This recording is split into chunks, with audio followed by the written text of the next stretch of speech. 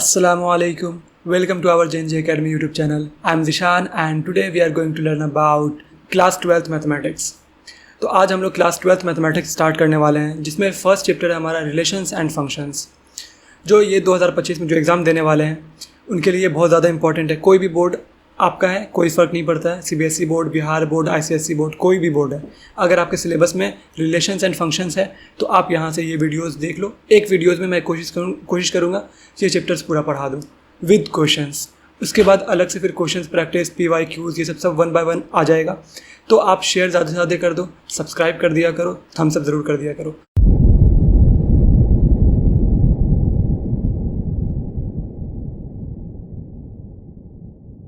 चलो स्टार्ट करते हैं आज का सेशन।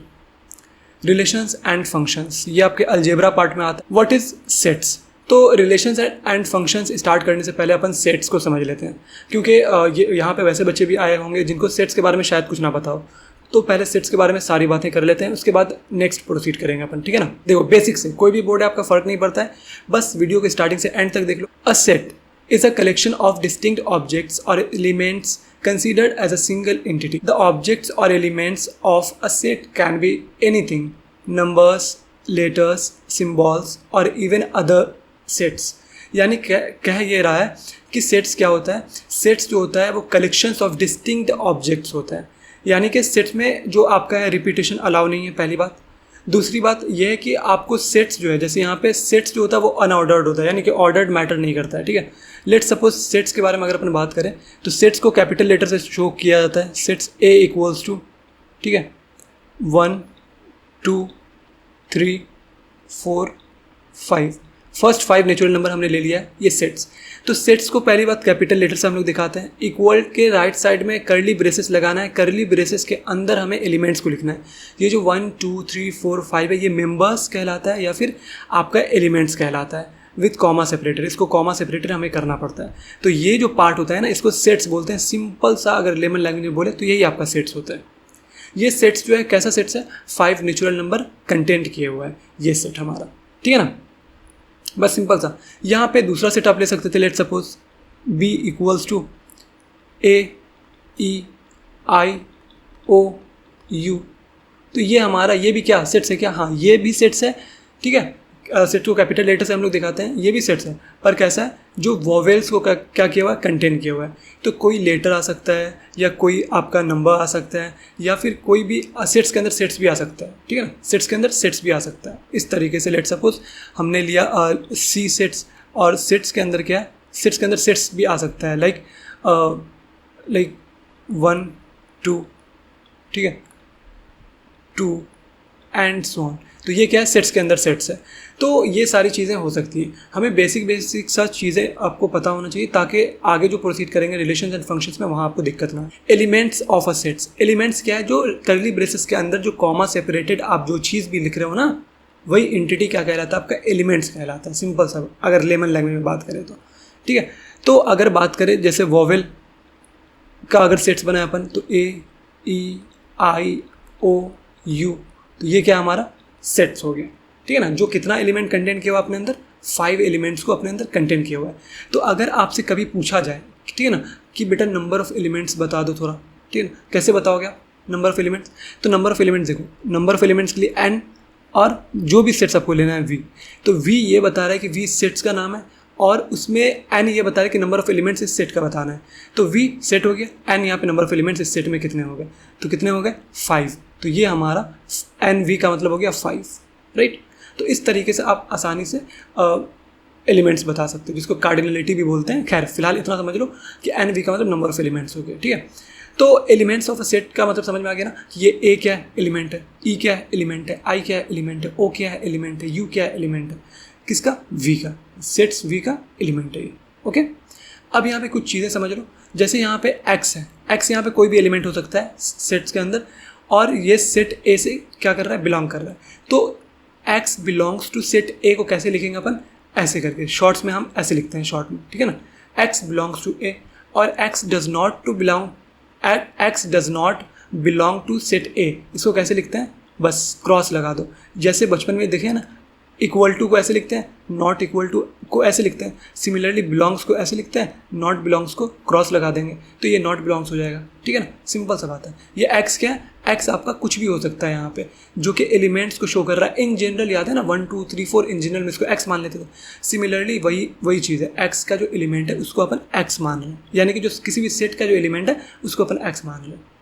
आ रही है बात समझ में? अब let suppose x belongs to a vowel number, ठीक है ना, x such that x belongs to a vowel. अब x क्या क्या हो सकता है, या तो a हो सकता है, या तो e, या तो i, या तो o, या तो u, वोवेल से ही 5 हो सकता है, सिंपल सा। तो x यही होता है इन जनरल अगर रिप्रेजेंट करना होता है तो। Next, representation of a sets की अगर हम बात करें, it is denoted by a capital letter. तो सेट्स को कैपिटल लेटर से अपन शो करते हैं, जो ऑलरेडी देख चुके हैं। साथ ही साथ करली ब्रेसेस के अंदर हम एलिमेंट्स को करली ब्रेसेस के अंदर रखते हैं, ठीक है ना। सेट्स को रिप्रेजेंट करने का 2 फॉर्म होता है, एक होता है टेबुलर फॉर्म, एक होता है set builder form. Tabular form का दूसरा नाम है रोस्टर फॉर्म और सेट बिल्डर फॉर्म। ये तो हो गया आपका 2, ठीक है ना, 2 फॉर्म होता है रिप्रेजेंटेशन का। देख लेते हैं 1 बाय 1। रोस्टर फॉर्म, अगर रोस्टर फॉर्म की अपन बात करें तो रोस्टर फॉर्म होता क्या है, ठीक है ना। तो रोस्टर फॉर्म होता क्या है या टेबुलर फॉर्म क्या होता है, all elements of the set are listed और separated by commas inside a curly braces. जैसे अपन अभी देखे क्या, वोवेल्स का example, like A, E, I, O, U. तो ये क्या हो गया, एक सेट है, पर कैसा रिप्रेजेंटेशन है सेट्स का, ये आपका टेबुलर फॉर्म है या फिर रोस्टर फॉर्म है, ठीक है ना, क्योंकि हमने क्या है जो एलिमेंट है उसको कॉमा सेपरेट किया है और विथ करली ब्रेसेस। तो ये आपका सेट्स का रिप्रेजेंटेशन हो जाएगा कैसा, रोस्टर फॉर्म या टेबुलर फॉर्म, राइट। एग्जाम्पल के तौर पे मैंने ये आपको दे दिया। सेट बिल्डर फॉर्म, अब सेट बिल्डर फॉर्म क्या होता है, अगर सेट बिल्डर फॉर्म की हम बात करें तो a set is defined by a property that is members must be satisfied. For example the set of all even numbers can be written as. तो कैसे लिखते हैं उसको, इस फॉर्म में हम लोग लिखते हैं, ठीक है ना, याद रखना। ए इक्वल्स टू करली ब्रेसेस तो आएगा ही सेट्स में, और एक्स, एक्स क्या है आपका, एक्स आपका कुछ भी हो सकता है यहाँ पे, ठीक है ना। तो यहाँ पे एक्स आपका क्या है, एक्स सच दैट, इसको हम लोग सच दैट पढ़ते हैं, ठीक है ना। ये जो आपको वर्टिकल लाइन दिख रहा है छोटा सा, ये आपको क्या है, सच दैट, इसको हम लोग पढ़ते हैं सच दैट, ठीक है। तो x such that x is an even number, यानी x क्या हमारा इवन नंबर है। अगर इस सेट बिल्डर फॉर्म को अगर हम टेबुलर फॉर्म में कन्वर्ट करना चाहें तो कैसा होगा, देखो a इक्वल्स टू x, कैसा है मेरा, x is an even numbers.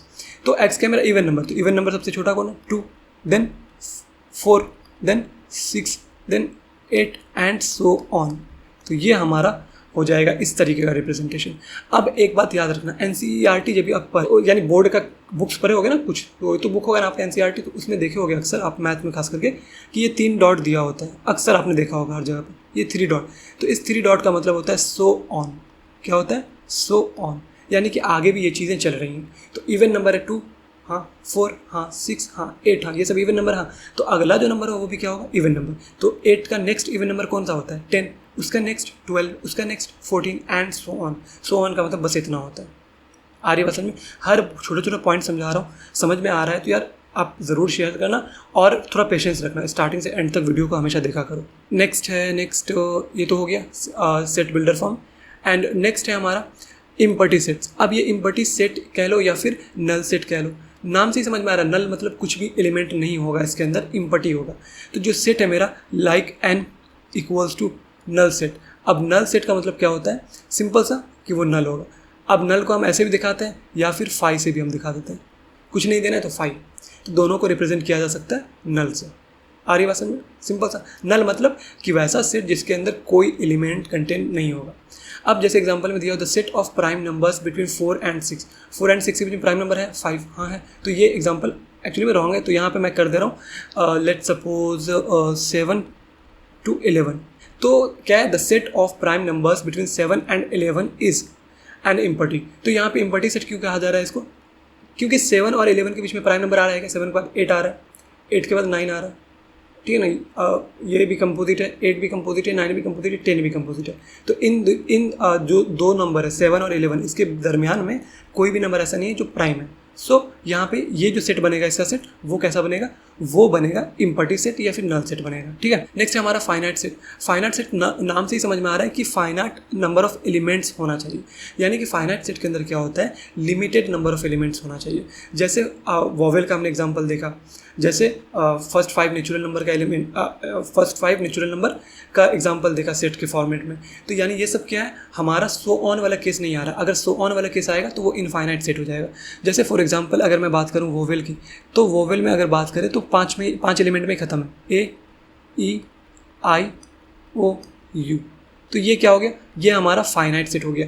इसी तरीके से अगर मैं बात कर रहा हूँ n इक्वल्स टू जैसे 1 2 3 4 5, मैं सीधा सीधी बात कर ले रहा हूँ कि x जो होगा वो मेरा नेचुरल नंबर होगा और वो भी लेस देन इक्वल टू 5 होगा। तो अगर ये कंडीशन मैं लगा दूँ तो ये भी फाइनाइट सेट का कंडीशन हो जाएगा। हाँ, बट कंडीशन अगर ऐसा लगा दूँ कि n इक्वल्स टू, n क्या है, मेरा एक सेट है जो क्या कंटेन कर रहा है नेचुरल नंबर को। तो नेचुरल नंबर कुछ भी हो सकता है 1 से लेकर इनफाइनाइट नंबर, तो वैसा को हम इनफाइनाइट सेट बोलते हैं। ये क्या है, फाइनाइट सेट। होप समझ में आ गया होगा। और इनफाइनाइट सेट का मतलब क्या होगा, जिसमें इनफाइनाइट नंबर ऑफ एलिमेंट हो, यानी कि अनलिमिटेड नंबर ऑफ एलिमेंट्स हो। जैसे फॉर एग्जाम्पल अगर इनफाइनाइट सेट की बात करें तो I equals to let suppose 1 2 3 4 and so on. तो ये क्या हो जाएगा हमारा इनफाइनाइट सेट। इनफाइनाइट सेट में क्या है कि आपको फिक्स्ड नंबर ऑफ एलिमेंट पता ही नहीं है कि कितना एलिमेंट है इसके अंदर, ठीक है ना। तो ये आपका इनफाइनाइट सेट का एग्जांपल हो जाता है। इक्वल सेट, अब आपका इक्वल सेट क्या होता है, 2 sets A and B are said to be equal if they contain exactly the same elements. तो उसको क्या कहते हैं, इक्वल सेट्स। जैसे देखो ऑर्डर मैटर नहीं करता, मैंने कहा था कि ऑर्डर मैटर नहीं करता। जैसे सेट A है, लेट सपोज वो कंटेन किया हुआ 1 2 3 4, सेट B है वो कंटेन किया हुआ 4 3 2 1। तो ये दोनों सेट एग्जैक्टली सेम है क्या, हाँ एग्जैक्टली सेम, ठीक है ना। तो यहाँ पे नंबर ऑफ एलिमेंट्स भी सेम होना चाहिए और आपका सेम एलिमेंट भी होना चाहिए, ठीक है। नंबर ऑफ एलिमेंट भी सेम और सेम एलिमेंट भी होना चाहिए, बस उसका ऑर्डर मैटर नहीं करता है, ठीक है ना। तो उसको हम इक्वल सेट्स कहते हैं, ठीक है ना। तो ए एंड बी, जैसे एग्जांपल के तौर पे ए इक्वल टू बी, यानी set A equal to set B if every element of A is in B, यानी कि हर एक एलिमेंट सेट का बी के अंदर होना चाहिए और हर एक बी का एलिमेंट इसके अंदर होना चाहिए, ए के अंदर होना चाहिए। तो हम कहेंगे कि सेट ए जो है वो बी के बराबर है, या सेट बी जो है वो ए के बराबर है। आगे बात समझ में। सबसेट की अगर अपन बात करें तो सबसेट क्या होता है, तो अगर सबसेट पे हम ध्यान दें तो अ सबसेट, यानी कि सबसेट क्या होता है, a set is a subset of set B, यानी कि हमें 2 सेट है तो 2 सेट में ही कंपेयर करेंगे ना कि सबसेट है कौन किसका। तो set A is a subset of set B if every element of A is also an element of B, यानी कि जैसे लेमन लैंग्वेज में अगर वेन डायग्राम से हम समझने की कोशिश करें, जैसे ये क्या हमारा इस एग्जांपल के अकॉर्डिंग कि बी है ये और ये हमारा ए हो गया। तो ए देखो, ए का जो हर एक एलिमेंट है वो बी के अंदर है और बी के अंदर एक्स्ट्रा एलिमेंट उससे फ़र्क नहीं पड़ता, पर ए का सारा एलिमेंट बी के अंदर होना चाहिए।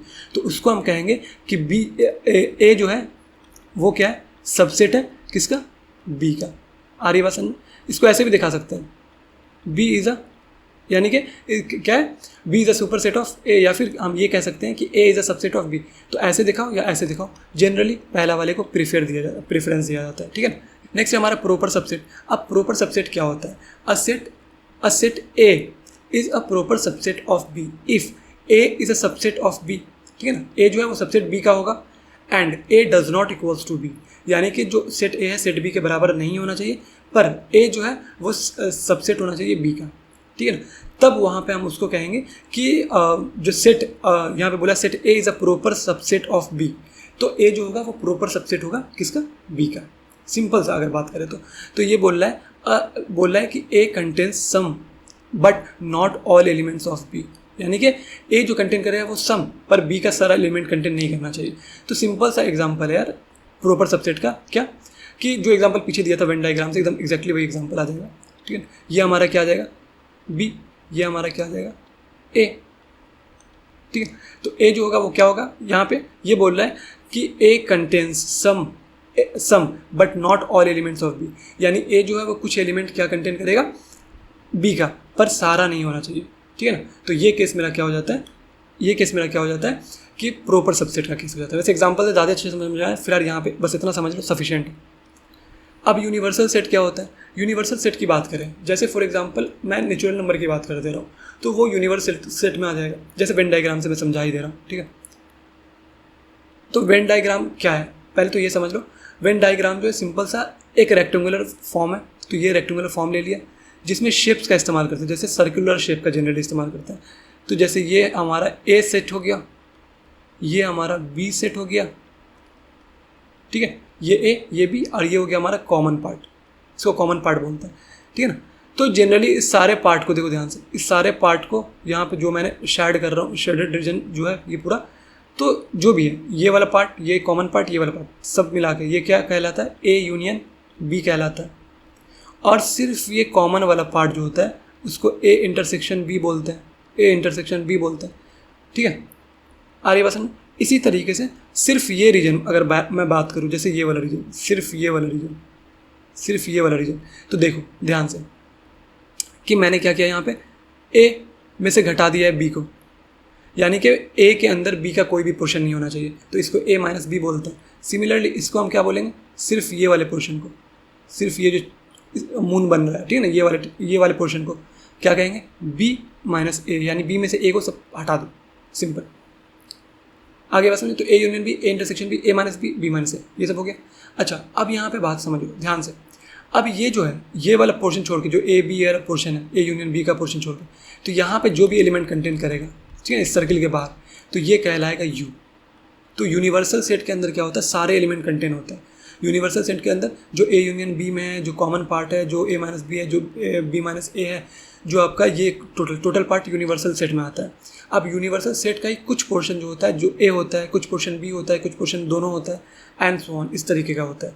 तो ये तब समझ में आएगा जब क्वेश्चन करूँगा। फिलहाल इतना समझ लो, यूनिवर्सल सेट में सारे सेट आ जाते हैं, मतलब कि सारे एलिमेंट्स आ जाते हैं, ठीक है ना। तो the universal set denoted by the you, इसको यू से दिखाते हैं, is the set that contains all possible elements under the consideration. तो जो हम कंसीडर कर रहे हैं, जैसे नेचुरल नंबर, तो नेचुरल नंबर के में जितने भी एलिमेंट्स हैं वो आ जाएंगे यूनिवर्सल सेट में, ठीक है। बट हम जो प्रॉब्लम करेंगे वो कुछ ही नेचुरल नंबर पे प्रॉब्लम करेंगे। लेट सपोज ए के अंदर जो कंटेन कर रहा है नेचुरल नंबर वो 1 से 10 तक, बी के अंदर 8 से लेकर के 20 तक, तो यहाँ पे 8 और 10 जो है वो कॉमन पार्ट आ गया, ठीक है ना, कॉमन पार्ट आ गया। तो बाकी जो रिमेनिंग रहेगा 1 से 20 और फिर यहाँ 1 से 10 एंड 8 से 20, ये जो नंबर इसको हटा करके जो रिमेनिंग पार्ट आ गया वो बाहर वाले नंबर हो गए, और ये सारे नेचुरल नंबर क्या होगा, यूनिवर्सल पार्ट होगा, ठीक है। तो यूनिवर्सल पार्ट का ही छोटा सा पार्ट होता है आपका, जैसे ए हो गया, ए सेट हो गया, बी सेट हो गया, कॉमन पार्ट हो गया, बी माइनस ए हो गया, ए माइनस बी हो गया, एंड सो ऑन।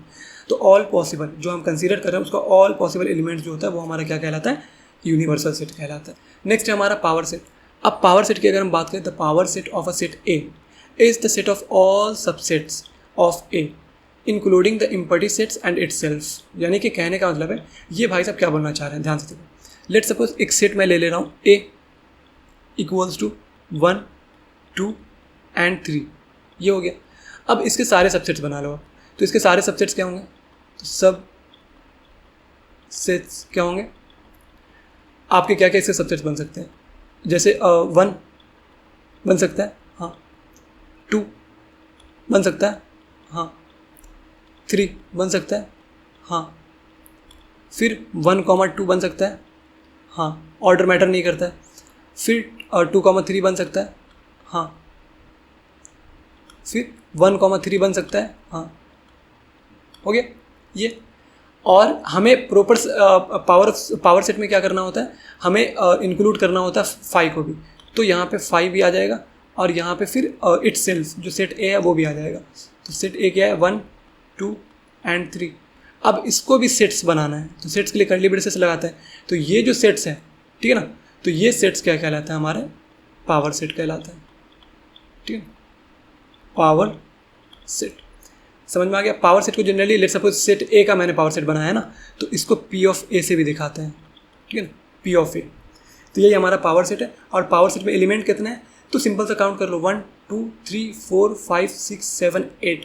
पर अगर आपके पास एलिमेंट ज़्यादा होगा ए का, let suppose A equals to दे दिया नंबर ऑफ जो सेट के अंदर एलिमेंट है वो 10 है, तो आप कैसे करोगे, तो क्या सबका पूरा पावर सेट बनाते रहोगे, तो बहुत बन जाए, बहुत एलिमेंट, तो सबका सबसेट बनाते रहोगे नहीं ना, तो फिर कैसे निकालोगे। अगर सिर्फ क्वेश्चन इतना पूछ रहा है कि ए के अंदर 10 एलिमेंट दे दिया है और पूछ रहा है कि पावर सेट में जो एलिमेंट होंगे वो कितने होंगे, या फिर नंबर ऑफ सबसेट्स कितने होंगे ए के, वो बताइए, तो कैसे कीजिएगा।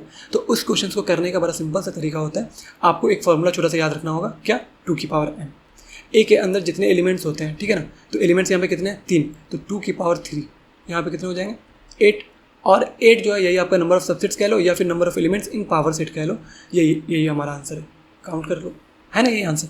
सो आपको होप समझ में आ गया हो। तो छोटे छोटे क्वेश्चन अगर कभी आपसे पूछे जाए या फिर इस्तेमाल हो तो आपको कन्फ्यूजन नहीं होना, बस छोटी छोटी चीज़ें आपको याद रखना। यूनियन। अब यहाँ पे सेट ऑपरेशंस की बात कर ले रहे हैं। यूनियन वैसे मैंने बता ही दिया है। यूनियन क्या होता है, जैसे दो सेट हमने ले लिया, सेट ए जिसके अंदर 3 एलिमेंट है 1 2 3, सेट बी हमने ले लिया 3 4 5, ये ले लिया। अब यहाँ पे हमें इसका यूनियन करना है। तो यूनियन का सिंपल सा मतलब होता है ए यूनियन बी का मतलब सिंपल सा होता है भाई क्या, कि आपके जो फर्स्ट सेट है सेट ए उसका सारा एलिमेंट लिख लो 1 2 3, एंड जो सेट बी है उसका एलिमेंट लिखो सारा, बट जो ए के अंदर है वो मत लिखो। तो 3 ए के अंदर है, क्योंकि 3 तो ऑलरेडी लिख चुके हैं ना, तो 3 ए के अंदर है, हाँ तो उसको नहीं लिखना है वापस से, तो आप डायरेक्ट 4 लिखना है और 5 लिखना है। तो ये हमारे क्या हो गए, ए यूनियन बी।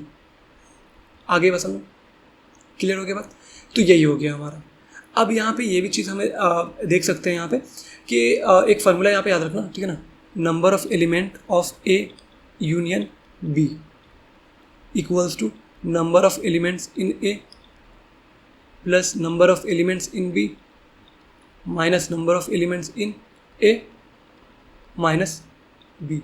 तो ये स्मॉल फार्मूला है जो कि आपको कभी कभी इस्तेमाल हो जाता है, इस पर क्वेश्चन भी मैं करवा दूंगा। तो ये फार्मूला इंपॉर्टेंट है, याद रखना, प्रोबेबिलिटी में आएगा, ठीक है ना, तो इसलिए याद रखना इसको। एन की जगह पे सिर्फ पी हो जाएगा बस। आ रही है बात समझ में। तो ये यूनियन का बात है। यूनियन का क्या है कि सेट ए सेट बी दोनों के एलिमेंट को मर्ज करना होता है ए यूनियन बी में, लेकिन कॉमन पार्ट को हटा देना होता है। कॉमन पार्ट को हटाने का मतलब कि कॉमन पार्ट को एक बार लिखना होता है। अब जैसे कॉमन पार्ट यहाँ पे क्या है, ए के अंदर भी 3 है, बी के अंदर भी 3 है, तो ए यूनियन बी के अंदर 2 बार 3 नहीं लिखेंगे हम, सिर्फ एक ही बार लिखेंगे 3, ये कहने का मतलब है। नेक्स्ट है हमारा इंटरसेक्शन। इंटरसेक्शन क्या होता है कि यहाँ पे सिर्फ हम कॉमन पार्ट को ही लिखते हैं, बाकी जो कॉमन पार्ट नहीं है उसको छोड़ देते हैं, यही मतलब होता है इंटरसेक्शन का। तो यहाँ पे चेक कर लो, 2 है कॉमन दोनों सेट में, ए और बी, हाँ है तो 2 मैंने लिख दिया। 3 है दोनों में, हाँ है तो मैंने लिख दिया। बाकी सारे नंबर 4 हैं इसमें, 4 तो ए में है पर बी में नहीं है, 5 ए में है पर बी में नहीं है, 6 ए में है पर बी में नहीं है, 8 जो है वो बी में है ए में नहीं, यानी कि दोनों में होना चाहिए, कोई एक में नहीं, दोनों में होना चाहिए। तो दोनों में क्या क्या है, सिर्फ 2 है और 3 वाला पार्ट है, देख लो 2 और 3 वाला पार्ट। उसके अलावा या तो सेट ए में है या तो सेट बी में, दोनों में नहीं है। तो दोनों में नहीं तो वो इंटरसेक्शन में नहीं आएगा। तो ए इंटरसेक्शन बी क्या हो जाएगा, कॉमन पार्ट। कॉमन पार्ट क्या है 2, 3, यानी यही मेरा आंसर हो जाएगा। नेक्स्ट है हमारा डिफरेंस। डिफरेंस क्या होता है, सिंपल सा ए में से वो बी का जो एलिमेंट है वो हटा दो, चाहे वो कॉमन में ही क्यों ना, पर हटा दो, सिर्फ ए का प्योर रहना चाहिए। तो ए माइनस बी क्या होता है, सिंपल सा आपको ए में कितना एलिमेंट है 1 2 3 5, 1 2 3 5, बी में क्या है 2 3 4 है। अब 2 3 देखो यहाँ पे भी है और यहाँ पे भी, ये कॉमन वाला पार्ट है, तो कॉमन पार्ट को रिमूव कर दो, सिंपल सा बात। विद बी का पार्ट तो हट ही जाएगा, लेकिन बी का जो कॉमन वाला पार्ट है ना ए के साथ, वो भी हट जाएगा साथ में। तो सिर्फ क्या रह जाएगा, 1 रह जाएगा, 5 रह जाएगा, 2 3 ए में भी है और बी में भी, तो वो पार्ट हट जाएगा, और 4 सिर्फ बी में, तो वो पार्ट तो बी तो हट ही जाएगा क्योंकि बी को हटाना है, ठीक है ना। तो ए माइनस बी का मतलब सिंपल सा क्या हो गया, 1 और 5। तो सिंपल सा इतना कह लो कि ए माइनस बी का मतलब होता है सिर्फ ए का रखना है वैल्यू, जो कॉमन पार्ट होता है या बी का पार्ट होता है उसको हम हटा देते हैं, सिर्फ ए का प्योर पार्ट रखते हैं, ठीक है। Venn diagram. अब वेन डायग्राम क्या होता है, वेन डायग्राम का तो अभी देख ही लिया अपन। तो a Venn diagram is a usual representation, यानी कि a visual representation of sets using overlapping circle to show relationships between them. Each circle represents a set and the overlap between circles shows elements common both the sets। तो क्या है, simple सा आपको rectangle से universal set को represent करते हैं, ठीक है। ये हो गया यूनिवर्सल सेट। इसमें आपका जैसे ये हो गया सेट ए, ये हो गया आपका सेट बी, इसी तरीके से एक और सेट है, लेट्स सपोज उसको सेट सी को ऐसे दिखाएंगे, तो ये हो गया सेट सी। तो ये हो गया, ये तीनों का कॉमन पार्ट हो गया, ये ए बी का कॉमन पार्ट हो गया, ये ए सी का कॉमन पार्ट हो गया, ये बी सी का कॉमन पार्ट हो गया, एंड ये हो गया प्योर ए पोर्शन, ये हो गया प्योर बी पोर्शन, ये हो गया प्योर सी पोर्शन। तो होप समझ में आ रहा होगा कुछ इस तरीके से, आ रही है बात समझ में। तो आप सिंपल सा क्या होता है कि ये रेक्टेंगुलर रिप्रेजेंटेशन, विजुअल रिप्रेजेंटेशन होता है जिसके अंदर सर्किल से हम सेट्स को शो करते हैं, और वो सर्किल ओवरलैप भी हो सकता है, अलग अलग भी हो सकता है। अगर सर्किल अलग अलग है तो उसको डिसजॉइंट बोलते हैं, हम डिसजॉइंट सेट बोलते हैं। अगर कोई कॉमन पार्ट होता है तो इंटरसेक्शन पोर्शन यहाँ पे बोलते हैं, ठीक है ना। तो इस तरीके से सिंपल सा बात है। तो अभी जो सारे एग्जाम्पल्स हमने बेसिक देखा वो वेन डायग्राम से ही किया था, ठीक है ना। जैसे ज़रूरत पड़ेगा तो वेन डायग्राम का आपको पोर्शन पता होना चाहिए, इस्तेमाल कैसे होता है वो पता होना चाहिए, बस सिंपल सा।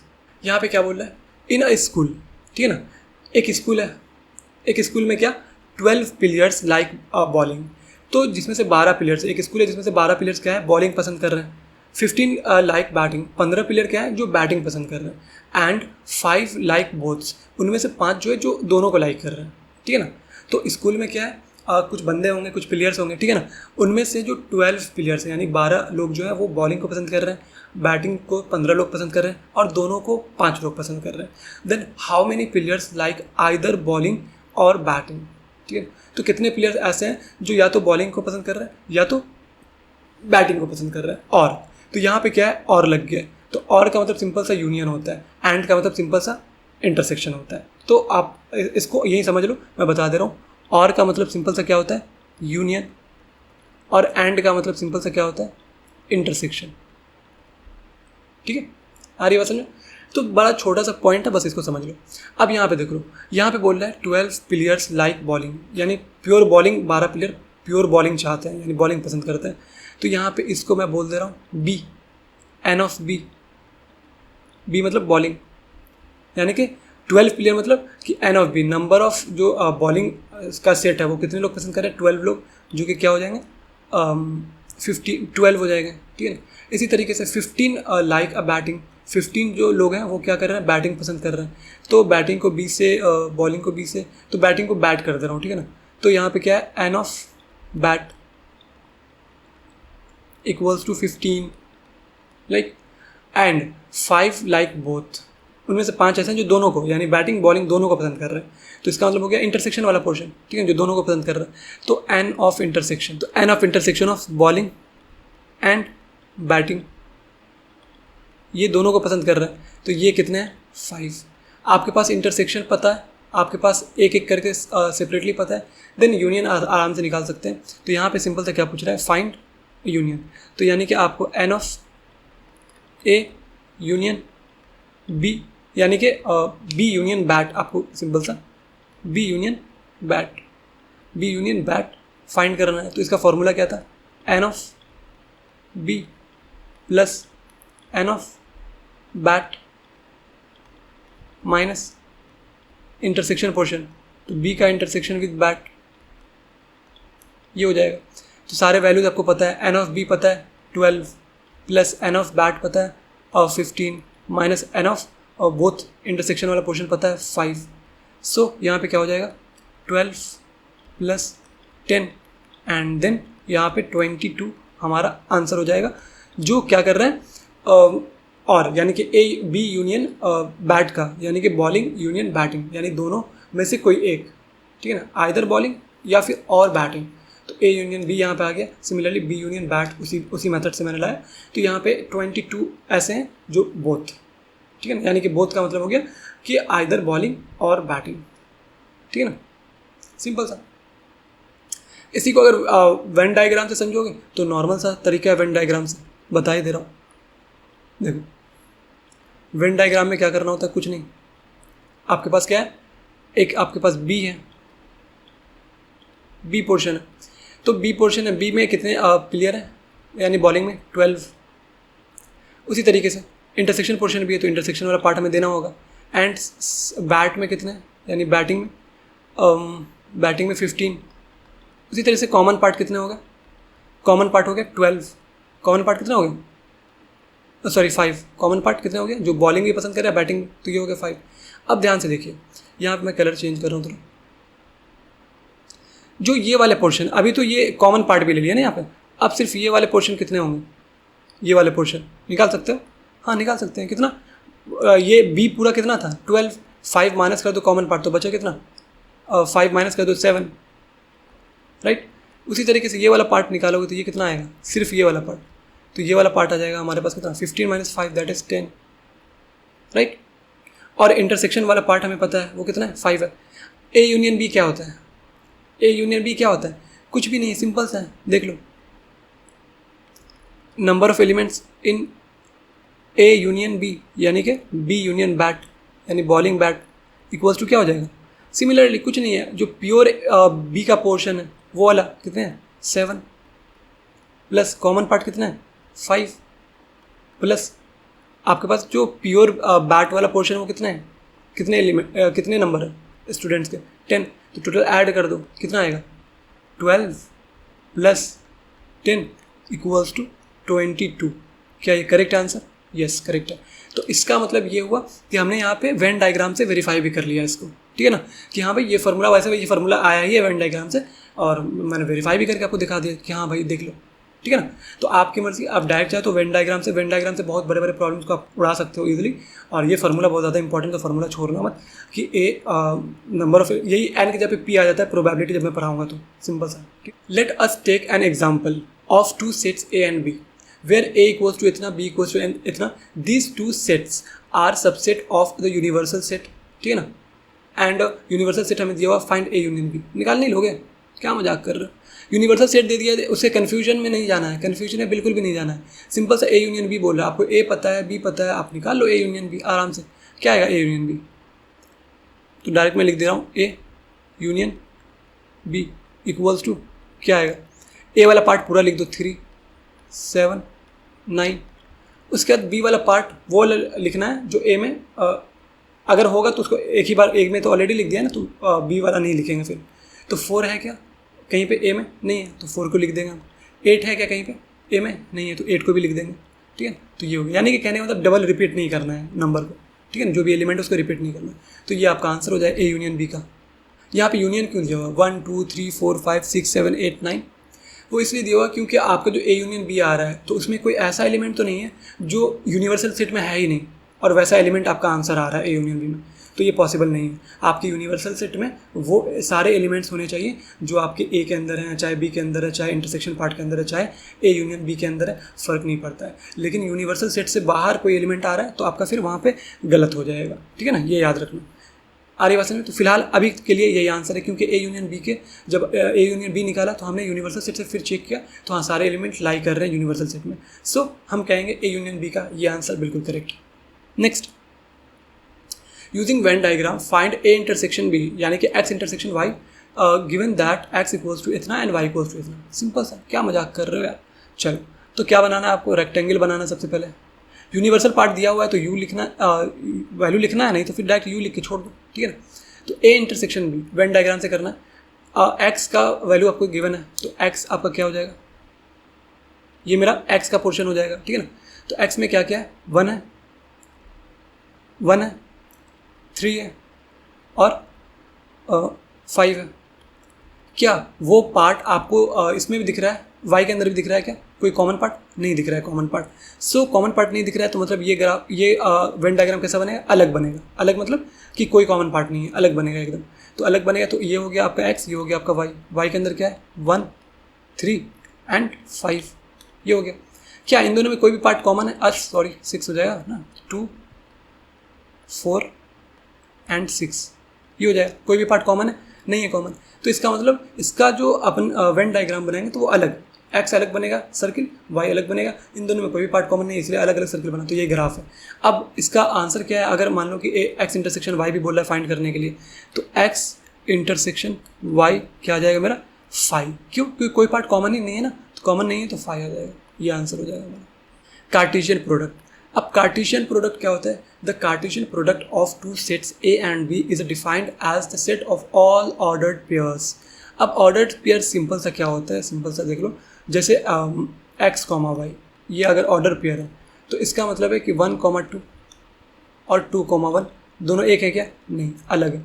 दोनों एक नहीं है, दोनों अलग है। 1,2 2,1 अलग है, क्योंकि एक्स एक्सेस पे अगर देखोगे तो यहाँ पे एक्स का वैल्यू 1 है, यहाँ पे एक्स का वैल्यू 2 है, यहाँ पे वाई का वैल्यू 2 है, यहाँ पे वाई का वैल्यू 1 है। तो दोनों डिफरेंट पॉइंट्स हैं। सो इसी को हम ऑर्डर पेयर बोलते हैं। बस सिंपल सा लेमन लैंग्वेज में अगर ये जानना चाहो तो ऑर्डर पेयर, सारे ऑर्डर पेयर हमें बनाने होते हैं सेट्स ए और सेट्स बी के, सेट्स ए और सेट्स बी को मिला करके।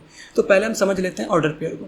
अब लेट सपोज हमने ले लिया ए इक्वल्स टू क्या 1,2 एंड बी हमने ले लिया लेट सपोज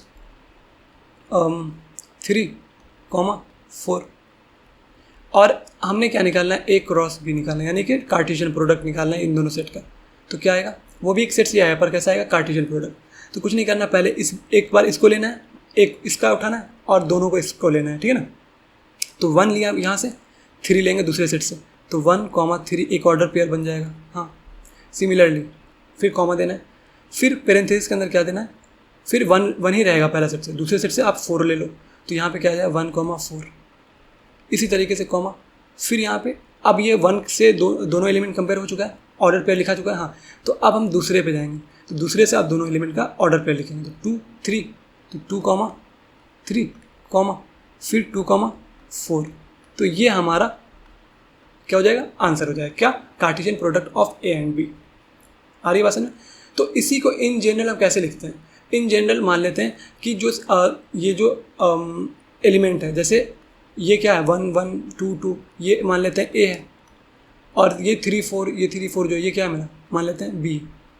तो ये जो एलिमेंट है, ठीक है ना, ये क्या है, such that A belongs to set A and simultaneously B belongs to आपका सेट बी, ठीक है ना, ये होना चाहिए। तो ये कंडीशन, ये कौन से फॉर्म में आपका आपका टेबुलर फॉर्म और रोस्टर फॉर्म बताया था, एक साथ सेट बिल्डर फॉर्म। तो ये आपका सेट बिल्डर फॉर्म में, और ये सिंपल सा ये सेट क्या है आपका, कार्टेशियन प्रोडक्ट लिखा हुआ है सेट ए और सेट बी का, ठीक है। तो इन जनरल पार्ट में हम कैसे लिखते हैं, A comma B such that A belongs to set A and B belongs to A small B, ये सब क्या एलिमेंट्स हैं। स्मॉल लेटर से सेट्स के अंदर हम हमेशा एलिमेंट्स को दिखाते हैं, कैपिटल लेटर से हमेशा हम किसको दिखाते हैं, सेट्स को दिखाते हैं, ठीक है। आ रही बात समझे। वही एग्जांपल हमने यहाँ पे लिया, तो एग्जांपल देख सकते हैं।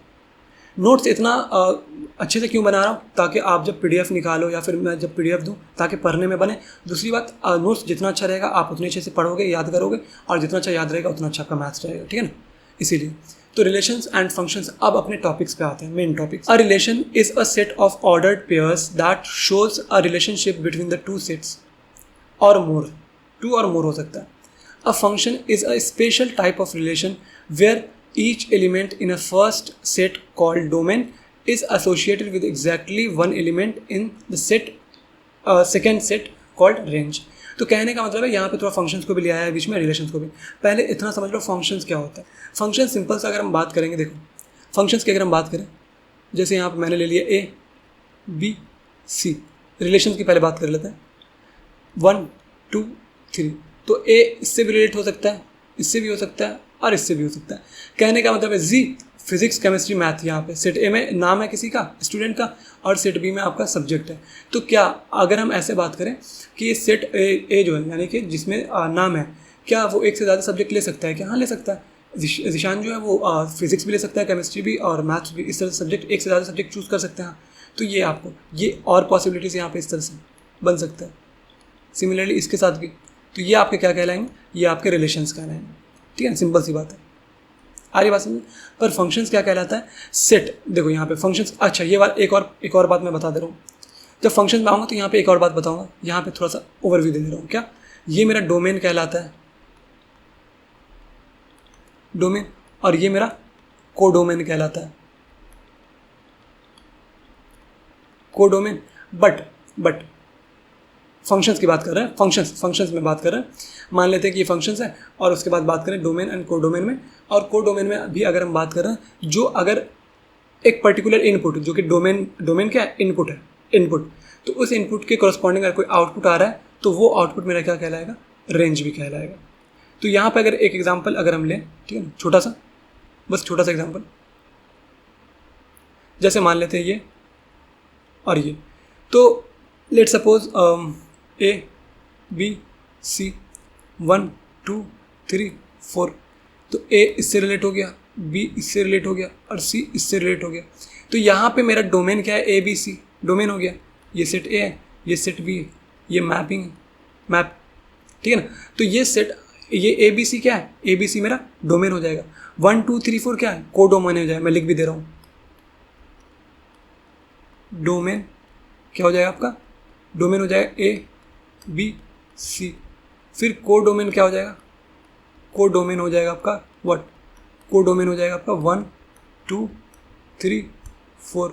एंड इसी तरीके से रेंज क्या हो जाएगा, रेंज हो जाएगा यहाँ पर जो करस्पॉन्डिंग आउटपुट आया है, यानी कि जो इनपुट हमने दिया है ए बी सी, उसके करस्पॉन्डिंग आउटपुट आया होगा कुछ ना कुछ। तो आउटपुट जो आया है 1 2 3 आया है, तो ये 1 2 3 मेरा रेंज हो जाएगा। आ रही बात समझ, क्लियर हुई बात। तो ये अगर आप डायग्रामेटिकली अगर रिप्रेजेंटेशन देखो तो कुछ इस तरीके से डोमेन, कोडोमेन और रेंज को हम देखते हैं, ठीक है ना। वैसे आपको कोई फंक्शंस दिया हुआ तो वैसे भी आप रेंज, डोमेन, कोडोमेन निकाल सकते हो, कोई इशू नहीं है, ठीक है ना। चलो अब हम आगे बढ़ते हैं, next domain, codomain and range की बात कर लेते हैं। तो डोमेन क्या होता है, हमें the set of all possible first elements input values of the ordered pairs is in a relation. तो सिंपल सा ये कह रहा है कि जो ऑर्डर पेयर जो होता है रिलेशन के अंदर, तो उसका फर्स्ट वैल्यू जो होता है वही क्या कहलाता है, डोमेन कहलाता है। सिंपल सी बात। आगे बात समझ। उसी तरीके से कोडोमेन क्या होता है, तो कोडोमेन जो होता है, the codomain is the set of all possible output values that a function can map to whether or not every element in the codomain is an actual output. तो कहने का मतलब है कि जो सारे जो इनपुट है डोमेन के कॉरस्पॉन्डिंग आपका आउटपुट होगा, तो सारे आउटपुट जितने भी पॉसिबल आउटपुट है, भले ही वो एक्चुअली में उसके आउटपुट हैं या नहीं उससे फर्क नहीं पड़ता, लेकिन सारे पॉसिबल आउटपुट जो होंगे वो क्या कहलाएंगे, कोडोमेन। जैसे 1 2 3 4 अभी वाले एग्जाम्पल में ये क्या था, कोडोमेन था। रेंज क्या हो जाएगा, जो एक्चुअल आउटपुट होगा, ठीक है ना, वो आपका रेंज हो जाएगा। तो एक नोट करके एक बात यहाँ पे लिखना है, note all elements of the codomain may be mapped by the functions and the actual input outputs form the range and which is a subset of a codomain. तो जो आपका रेंज होता है वो सबसेट होता है कोडोमेन का, ठीक है ना, ये कहने का मतलब है। तो आपका कोडोमेन रेंज बराबर हो भी सकता है, नहीं भी हो सकता है, ठीक है। आगे बात समझना। नेक्स्ट रेंज की बात कर ले, तो रेंज क्या होता है हमारा, the set of actual output values, यानी कि second elements from the relation. तो रिलेशन का जो सेकेंड एलिमेंट होता है वो क्या कहलाता है, सिंपल सा कहलाता है वो मेरा एक्चुअल आउटपुट, और वही मेरा रेंज कहलाता है, ठीक है।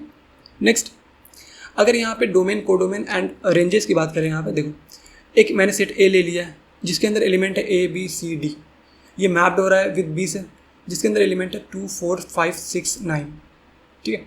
अब मैंने कुछ एक रिलेशन लिया है, ये एक पॉसिबल रिलेशन, वैसे रिलेशन यहाँ पे बहुत सारे बनेंगे। कितने रिलेशन पॉसिबल है यहाँ पे, अगर रिलेशन बनाना चाहो तो 5 × 5 यानी 25 2 की पावर 25 रिलेशंस यहाँ पे पॉसिबल है। आ रही बात समझ। कैसे रिलेशंस निकालते हैं, देखो नंबर ऑफ पॉसिबल रिलेशंस कैसे निकालते हैं। आपके पास सेट ए में कितने एलिमेंट्स है, वो यहाँ पे 5 एलिमेंट्स है, तो 5 लिख दो 5, और यहाँ पे भी आप 5 लिख दो, हो गया 5 एलिमेंट जितने एलिमेंट है वो, इसको मल्टीप्लाई कर दो, तो 5 × 5 क्या हो गया 25, और इस 25 को कुछ नहीं करना है, 2 की पावर में 25।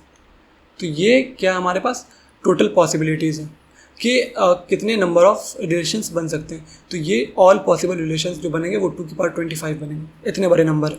तो क्या सारे रिलेशंस बनाते रहोगे, नहीं, बस आपको हो सकता है नंबर ऑफ रिलेशंस फाइंड करना पड़ जाए कभी, तो आप ऐसे निकाल सकते हो। और वैसे इसका ज़रूरत नहीं पड़ने वाला, मैं बता दे रहा हूँ। आपको कोई एक रिलेशंस दिया रहा है, बस उसके कॉरस्पॉन्डिंग आपको सारी चीज़ें फाइंड करनी है।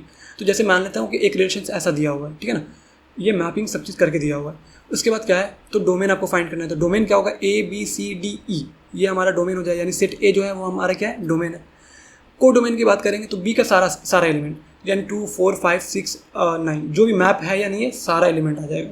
तो वो हो गया मेरा कोडोमेन। बट जो मैप्ड यानी कि जो इनपुट, जो ए था हमारा क्या था, इनपुट वैल्यू था, उससे करस्पॉन्डिंग जो आउटपुट आया, जो एक्चुअल आउटपुट है, वो हम क्या कहेंगे, वो मेरा रेंज कहलाता है, एक्चुअल आउटपुट। और बाकी ये क्या है, हमारा एक्चुअल आउटपुट नहीं है। तो एक्चुअल आउटपुट हमारा 4 5 6 9 है, तो ये एक्चुअल आउटपुट कहलाएगा। तो ये एक्चुअल आउटपुट हमारा क्या कहलाता है, रेंज कहलाता है, अगर इस मेथड से समझो तो। बाकी ग्राफिकली मेथड भी आएंगे, उस पर भी फिलहाल इतना ही समझो, ठीक है। बढ़ते हैं नेक्स्ट। अब बात करते हैं अपन टाइप्स ऑफ रिलेशंस की। टाइप्स ऑफ रिलेशंस में जो इंपॉर्टेंट रिलेशंस आते हैं वो हमारे पहला होता है रिफ्लेक्सिव रिलेशंस। जो रिफ्लेक्सिव रिलेशंस होते हैं वो क्या होता है, तो सिंपल सा अगर लेमन लैंग्वेज में बात करें तो देखो रिफ्लेक्सिव का मतलब समझा दे रहा हूँ। लेट सपोज सेट ए है जिसके अंदर जो एलिमेंट है वो क्या है, 1 2 3 4, ये हो गया। अब अगर हम बात करें कि रिफ्लेक्सिव रिलेशन इस सेट से हम बनाना चाहें तो क्या है, तो वो ये देखो 1 1 2 2 3 3 4 4, क्या ये रिफ्लेक्सिव रिलेशन है, यस, ये शो करेगा रिफ्लेक्सिव रिलेशन, ठीक है। तो यही हमारा, यानी कि जितने भी एलिमेंट है उसका खुद का ही क्या करना है, आपको ऑर्डर पेयर लेना है। यानी कहने का मतलब a relation R on a set A is said to be a reflexive if every element of A is related to itself, यानी हर एक एलिमेंट का जो है सेट का वो खुद से ही रिलेट करेगा, तो उसको हम कहेंगे क्या, रिफ्लेक्सिव रिलेशन। एग्जाम्पल के तौर पे मैंने एग्जाम्पल बता दिया, यहाँ पे 3 एलिमेंट का लिया गया, मैंने 4 एलिमेंट का ले लिया। Symmetric relation. अब सिमेट्रिक रिलेशन क्या होता है, सिंपल सा सिमेट्रिक रिलेशन अगर आप लेमन लैंग्वेज में समझना चाहो तो क्या है, अगर सिमेट्रिक रिलेशन समझना चाहो सिंपल सा लेमन लैंग्वेज में, तो a relation R on a set A is said to be a symmetric if for every pair जो ए कॉमा बी का है, इफ है यहाँ पे इफ लगा हुआ है, if for every pair A comma B belongs to R, अगर रिलेशंस के अंदर ए कॉमा बी पेयर है तो हर हाल में उस रिलेशंस में मौजूद होना चाहिए बी कॉमा ए भी। तब फिर से सुनो, अगर ए कॉमा बी मौजूद है रिलेशंस के अंदर देन बी कॉमा ए भी होना चाहिए। ये वैसे रिलेशंस को हम कहते हैं सिमेट्रिक रिलेशंस। बस सिंपल सा एग्जांपल्स आ रही बात समझ।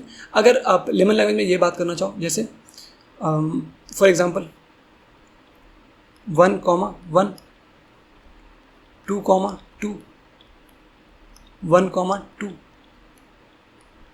तो ये एग्जांपल ले रहा हूँ। अब यहाँ पे क्या है 1,1 2,2, यानी यहाँ पे दो एलिमेंट है सेट्स के अंदर। जो सेट ए है उसके अंदर दो एलिमेंट है, उसके हमने रिलेशंस बनाएंगे। तो रिलेशंस बनाएंगे तो कभी भी 2 से आगे नंबर नहीं जाएगा, ठीक है ना। तो 1,1 2,2 ये तो रिफ्लेक्सिव का कंडीशन हो गया। चलो ठीक है, रिफ्लेक्सिव का कंडीशन ठीक है। बट यहाँ पे अगर हम बात कर रहे हैं ना तो 1,2 तो 2,1 होना चाहिए, क्योंकि 1,2 है। अगर सिमेट्रिक की बात करें तो 1,2 यहाँ पे दिख रहा है, लेकिन इसका 2,1 होना चाहिए, पर 2,1 नहीं दिख रहा है। तो इसीलिए हम कहेंगे ये रिलेशन जो है वो क्या है, सिमेट्रिक नहीं है पर रिफ्लेक्सिव है, सिमेट्रिक नहीं। आ रही बात समझ में। Next transitive. अगर ट्रांजिटिव की अगर अपन बात करें तो a relation R on a set A is transitive if for all A B C small letter मतलब एलिमेंट को रिप्रेजेंट कर रहा है, बिलोंग्स कर रहा है किस सेट ए से, whenever A comma B belongs to R. यानी कि देखो वेन एवर यानी if A comma B belongs to R, अगर रिलेशन में ए कॉमा बी बिलोंग कर रहा है, साथ ही साथ बी कॉमा सी बिलोंग कर रहा है, ठीक है। ए कॉमा बी बिलोंग कर रहा है रिलेशन के अंदर, साथ ही साथ बी कॉमा सी बिलोंग कर रहा है रिलेशन के अंदर, देन ए कॉमा सी रिलेशन के अंदर होना ही चाहिए। तब वैसे रिलेशन को हम बोलते हैं ट्रांजिटिव रिलेशंस, अदरवाइज वो ट्रांजिटिव नहीं होगा। Next equivalence relations. सिंपल सा इक्विवेलेंस रिलेशंस की अगर हम बात करें तो रिफ्लेक्सिव भी होना चाहिए, सिमेट्रिक भी होना चाहिए, साइमल्टेनियसली ट्रांजिटिव भी होना चाहिए। अगर ये तीनों कंडीशन जो हमने पढ़ के आया पीछे, रिफ्लेक्सिव, सिमेट्रिक एंड ट्रांजिटिव, ये तीनों अगर है रिलेशंस में तो हम उसको कहेंगे वैसे रिलेशंस को इक्विवेलेंस रिलेशन। क्या कहेंगे? Equivalence relation. अगर सिमेट्रिक भी है और रिफ्लेक्सिव भी है, सिमेट्रिक भी है एंड ट्रांजिटिव भी है, तब वैसे रिलेशंस को इक्विवेलेंस रिलेशन कहते हैं, ठीक है। नेक्स्ट अगर एग्जाम्पल की हम बात करें, यहाँ पे check whether given relations are reflexive, symmetric and transitive and equivalence और नॉट। तो सिंपल सा बात है कि अगर आपको इक्विवेलेंस चेक करना है उससे पहले आप चेक करो रिफ्लेक्सिव, सिमेट्रिक, ट्रांजिटिव। इससे हम ये पता कर सकते हैं इक्विवेलेंस तक जा सकते हैं, ठीक है ना।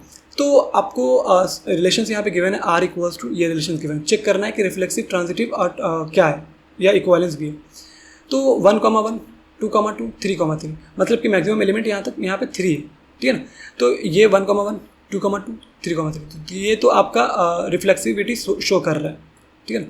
अच्छा रिफ्लेक्सिव है, यहाँ पे हम बोलेंगे कि रिफ्लेक्सिव है, यस रिफ्लेक्सिव है। अब चेक करना सिमेट्रिक। सिमेट्रिक क्या था कि ए कॉमा बी अगर है तो बी कॉमा ए होना ही चाहिए। तो 1,2 ये हो गया, ए कॉमा बी है तो 2,1 यानी कि 2,1 होना ही चाहिए। 1,2 है तो 2,1 होना ही चाहिए। तो 2,1 कहीं भी दिख रहा है? नहीं दिख रहा, मतलब ये सिमेट्रिक नहीं है।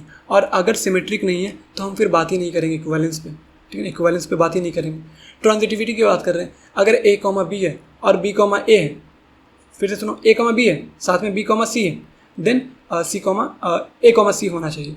जैसे यहाँ पे ए कॉमा बी 1,2 हो गया, फिर 2,3 तो ये हो गया बी कॉमा सी, ठीक है ना। देख लो ये दोनों पार्ट कॉमन आ गया, तो ए कॉमा बी, बी कॉमा सी, तो 1,3 मेरे रिलेशन में होना चाहिए, तो है। और भी कोई कंडीशन ले लो, जो भी है आप जो भी ले सकते हो। लेट सपोज 1,3 और 3,3 1,3 3,3, तो 1,3 होना चाहिए, तो है रिलेशन में। कोई भी पॉसिबल केस लोगे आपको मिल जाएगा उसका ए कॉमा बी तो बी कॉमा ए मिल जाएगा, और फिर ए कॉमा सी वहाँ से आपको मिल जाएगा रिलेशन में। सो हम कहेंगे ये ट्रांजिटिव है, यस इट इज़ ट्रांजिटिव। आ रही है समझ में? क्लियर?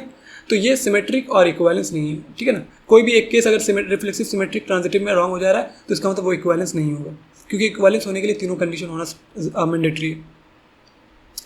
सिमिलरली वही चीज़ चेक करना है यहाँ पे भी। तो 1,1 2,2 3,3 यानी रिफ्लेक्सिव है। 1,2 अगर 1,2 ये पैरेंथेसिस छूट गया है, अगर आपके पास 1,2 है देन 2,1 होना चाहिए, ठीक है ना।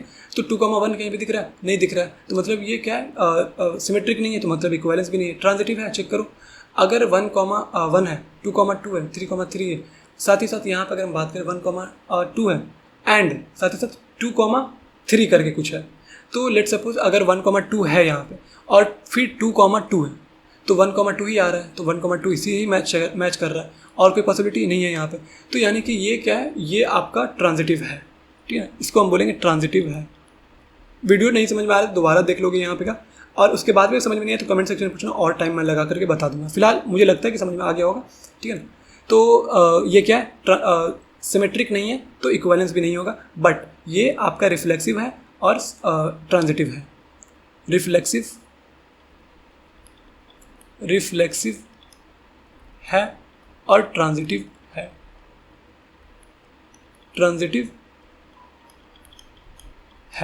आ रही बात समझ में। नेक्स्ट उसी तरीके से अगर मैं बात करूँ यहाँ पे 1,1, 2,2, 3,3, तो ये तो रिफ्लेक्सिव है। 1,2 तो 2,1 होना चाहिए, तो यानी सिमेट्री भी है। अच्छा, अब यहाँ पे अगर मैं बात करूँ ट्रांजिटिविटी की, तो ट्रांजिटिविटी क्या बोलता है कि अगर 1,2 है, लेट सपोज A, B है एंड B, C है, ठीक है, तो A, C होना चाहिए। तो चेक कर लेते हैं, तो ये मान लेते हैं A, B 1,2 एंड 2,1, तो 1,1 होना चाहिए मेरे रिलेशन में। हाँ है, कोई भी पॉसिबिलिटी ले लो आपको मिल जाएगा। यानी कि ये रिलेशन आपका क्या है, तीनों चीज़ें, रिफ्लेक्सिव भी है, ट्रांजिटिव भी है और सिमेट्रिक भी है। तो इसका मतलब हम इस रिलेशन को कहेंगे equivalence relation. This relation is called equivalence relation, ठीक है, equivalence relation,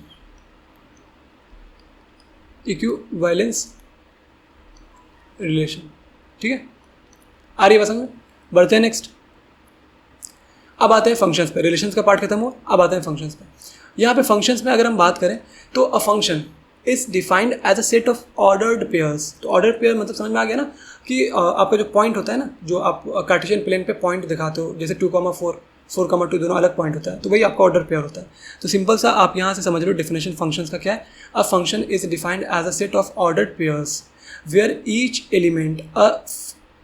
element from the set A, जिसको हम क्या बोलते हैं, domain has exactly one corresponding element B in the set B, जिसको हम को डोमेन बोलेंगे।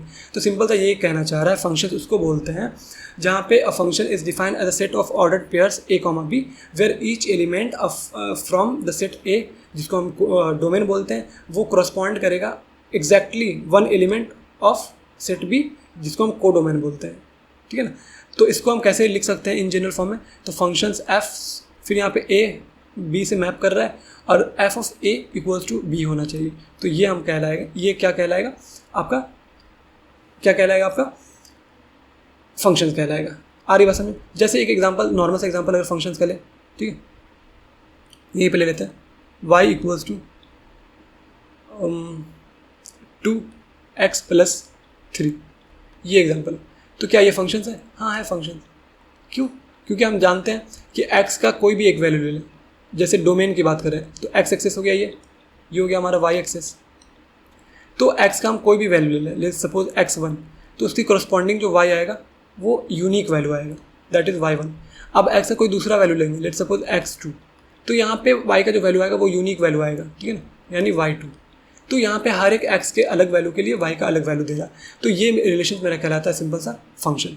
ये मेरा फंक्शन है, हाँ फंक्शन है, ठीक है। आगे बस नेक्स्ट, जैसे यहाँ पे a is called a domain, जो सेट a है उसको हम क्या बोलेंगे, डोमेन, और जो सेट b है उसको हम कहेंगे को डोमेन।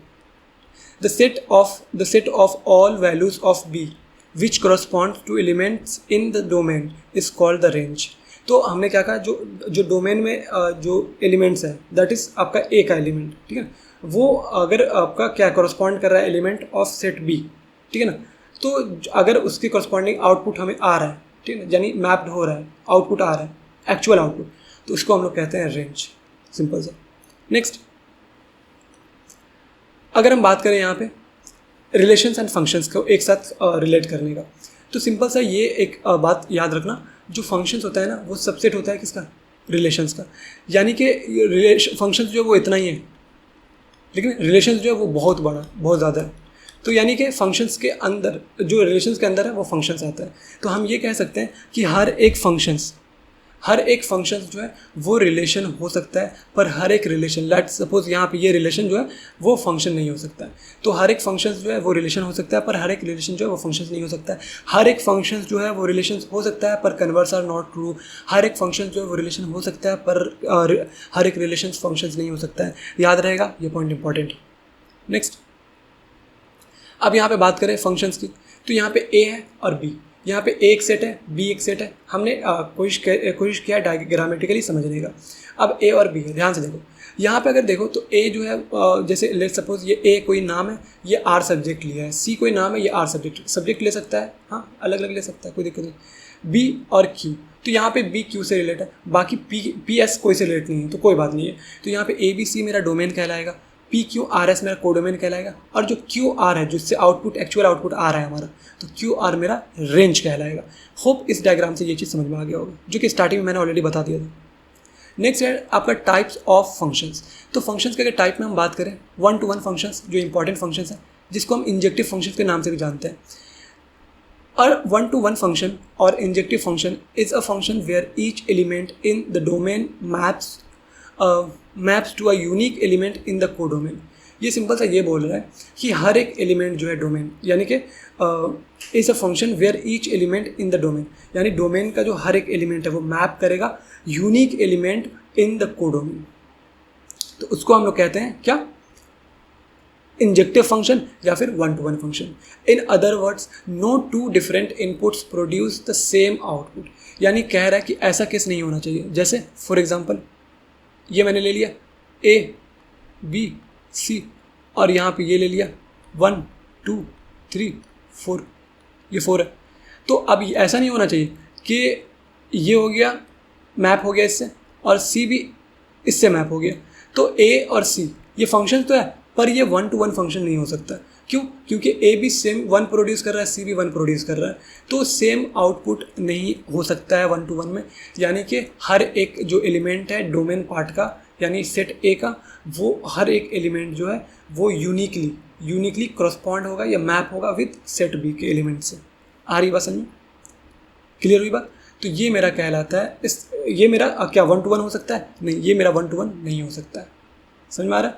तो 1-to-1 है क्या? नहीं हो सकता।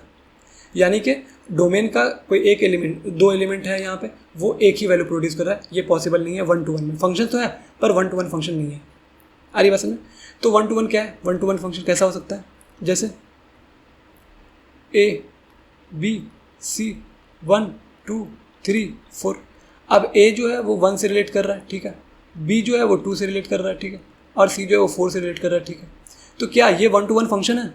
हाँ, ये 1-to-1 फंक्शन है। हर एक एलिमेंट जो है डोमेन का वो करस्पॉन्ड या मैप कर रहा है हर एक element, different unique element of B, यानी कि आउटपुट यूनिक प्रोड्यूस कर रहा है। कहने का मतलब ये, ठीक है ना।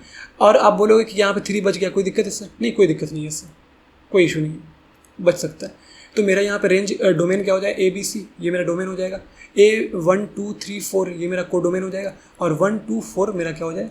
रेंज हो जाएगा। और ये जो फंक्शन है, इस फंक्शन को बोलते हैं 1-to-1 फंक्शन या इंजेक्टिव फंक्शन। होप अब समझ में आ गया होगा, ठीक है।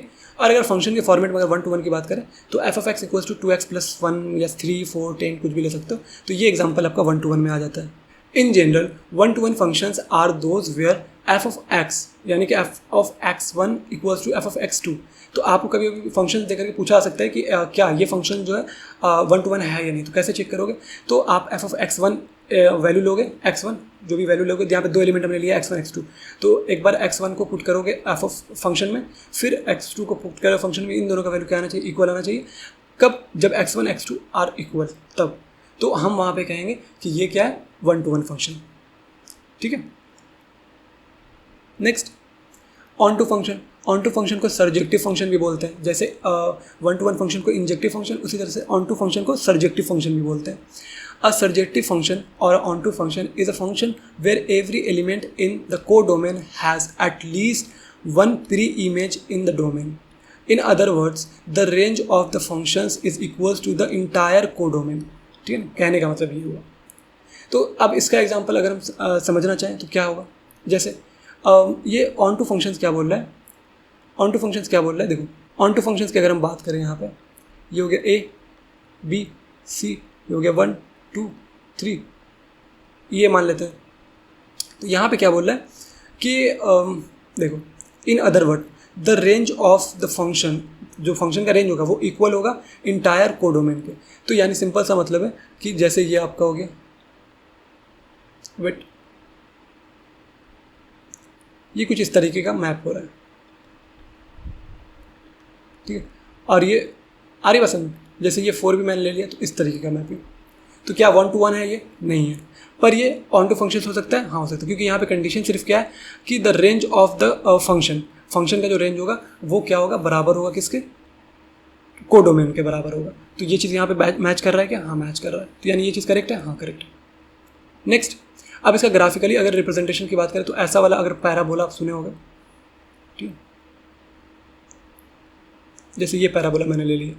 अब आप देखोगे ध्यान से, ठीक है, अगर आप देखोगे ध्यान से तो एक बार मैंने क्या लिया, -2 लिया, सॉरी +2 लिया, और एक बार मैंने क्या लिया, -2 लिया।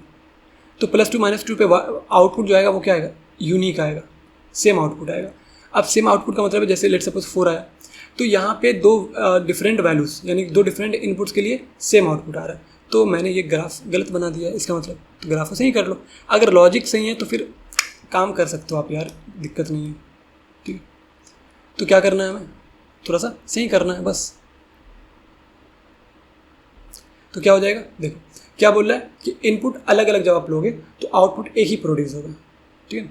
जैसे लेट सपोज मैंने ये एक केस ले लिया, ठीक है, x, उसके बाद क्या लिया, A B C, D भी ले लिया, और D को भी क्या किया 3, यानी 2 अलग अलग इनपुट के लिए एक ही आउटपुट आ रहा है। तो ये वाला केस जो ये फंक्शन है, हाँ फंक्शन है, पर ये कौन सा फंक्शन होगा, ऑन टू फंक्शन होगा, जिसको हम सर्जेक्टिव भी बोलते हैं। आ रही है बात समझ में, क्लियर होगी बात? तो बस इस तरीके से समझो ना, आप कभी कभी गलती नहीं होगी। If function f a mapped b and for every element b belongs to set b, there is at least one element a belongs to set a such that f of a equals to b, then the function is a surjective function, ठीक है ना। तो surjective function का अगर कोई function दिया हुआ है तो चेक करने का तरीका क्या, आप इस तरीके से चेक कर लो। बाइजेक्टिव फंक्शन, बाइजेक्टिव नाम से ही समझ में आ रहा है, बाय यानी कि 2 पिछला जो हम पढ़े हैं, यानी कि 1 फंक्शन और ऑन टू फंक्शन, यानी कि इंजेक्टिव और सर्जेक्टिव, इन दोनों, ये दोनों होना चाहिए। तो वैसा फंक्शन जो दोनों हो, बोथ इंजेक्टिव भी हो और साथ ही साथ वो बाइजेक्टिव सर्जेक्टिव भी हो, इंजेक्टिव भी हो एंड साथ ही साथ वो सर्जेक्टिव भी हो, तो वैसे फंक्शंस को हम कहते हैं बाइजेक्टिव फंक्शन। आगे बात समझें। For a function F A belongs to B, यानी कि एफ फंक्शन है A mapped B to B bijective, every element in A must map to exactly one unique element in B and every element of B must be covered by F, ये कहने का मतलब है। तो वैसे functions को हम क्या बोलते हैं, बाइजेक्टिव फंक्शन। आ रही बात समझ में। अब bijective function has an inverse, अब bijective function has an inverse function denoted F inverse. तो एफ इनवर्स को कैसे डिनोट करते हैं, किसी भी इनवर्स को फंक्शन को हमेशा ऐसे डिनोट करते हैं, ठीक है। F inverse of f of x denote कर सकते हैं, अलाउ है, because the relationship between the inputs and outputs is perfectly reversible. तो इस केस में क्या होता है कि जो आपका इनपुट और आउटपुट है परफेक्टली रिवर्सिबल होता है, ठीक है ना। तो बाइजेक्टिव फंक्शन जो होता है उसका इन्वर्स पॉसिबल होता है, ठीक है ना, याद रखो। अगर एग्जांपल्स की हम बात करें यहाँ पे, the function F of x equals to 2x + 3 where F R mapped with R is a bijective, because यहाँ पे एक एग्जांपल लिया है बाइजेक्टिव का, जो सिंपल सा ये फंक्शन है और ये बोल रहा है कि ये बाइजेक्टिव है, ये आप साबित कीजिए कैसे। इट इज़ इंजेक्टिव, पहले चेक करो कि ये इंजेक्टिव है या नहीं ये function. Each input give the unique output, तो हाँ रख के देख लो, आप एक्स का वैल्यू आप रखो कुछ भी, आपको हमेशा यूनिक आउटपुट मिलेगा, एफ ऑफ एक्स का वैल्यू हमेशा यूनिक मिलेगा। इसका मतलब हुआ कि हाँ इंजेक्टिव तो है ये, यानी कि 1 to 1 है। उसी तरीके से इट इज़ अ सर्जेक्टिव, यानी कि ऑन टू फंक्शन भी है ये। Every real number y in the codomain has a corresponding x such that f of x equals to y। हाँ, तो ये चीज़ भी सेटिस्फाई हो रहा है, यानी इंजेक्टिव भी है एंड सर्जेक्टिव भी है, हेंस ये फंक्शन मेरा क्या हो गया, बाय। कॉन्स्टेंट फंक्शन की अगर हम बात करें, अगर कॉन्स्टेंट फंक्शन की हम लोग बात करें, कॉन्स्टेंट का मतलब बड़ा सिंपल सा यार, आप x का वैल्यू डोमेन आप कुछ भी ले लो, लेकिन आपका जो आउटपुट होगा वो एक ही होगा, फिक्स्ड होगा। यानी कैसा फंक्शन देख लो, ये हो गया A B C D, output fixed होगा,